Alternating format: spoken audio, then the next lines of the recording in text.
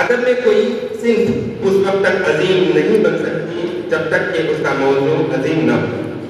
اگر گوئٹے کا یہ مقولہ سچ ہے تو پھر اردو شاعری کے اصناف میں مرثیہ ایک ایسی صنف ہے جس کے تعلق سے ہم دعوے کے ساتھ دعویٰ کر سکتے ہیں کہ ایک موضوع عظیم ہی نہیں بلکہ عظیم تر ہے، کیونکہ شہادت امام حسین کا واقعہ جسے دنیا کبھی فراموش نہیں کر سکتی، یہ تاریخ انسانیت کا وہ باب ہے جس کو سنہری حروف میں لکھا جانا چاہیے۔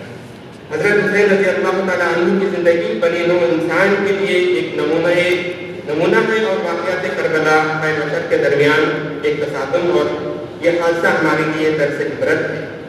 اس عظیم موضوع کو دیکھنے کے لیے انیس نے جو اسلوب اختیار کیا ہے وہ نہایت شاندار اور پرشکوہ ہے۔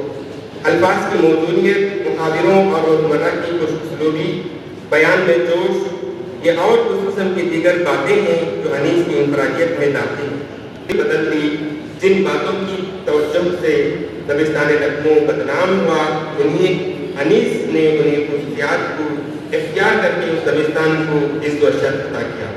دبستان لکھنؤ کی ساری خامیاں انیس کے ہاں خوبیوں کے روپ میں ملتی ہیں۔ صالحہ حافظ حسین کا کہنا ہے، لوگوں کے ذہنوں میں عام طور پر یہ خیال بیٹھا ہوا ہے کہ مرثیہ صرف رونے رلانے کے لیے ہوتے ہیں۔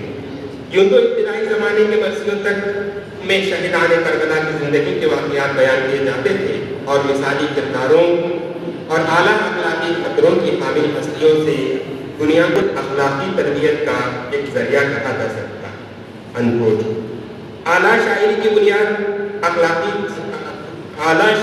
بنیاد اخلاقی چٹان پر رکھی جاتی ہے، جو شاعری بدلتے ہوئے سیاسی و معاشی ریت کے سودے پر رکھی جاتی ہے، وہ لمحاتی ہوتی ہے۔ اعلیٰ شاعری سے ہر مذہب و ملت اور ہر عمر کے لوگ نہ صرف مسرت حاصل کرتے ہیں بلکہ وہ اپنی بصیرت میں بھی اضافہ کرتے ہیں۔ اعلیٰ شاعری زمان و مکان میں رہ کر بھی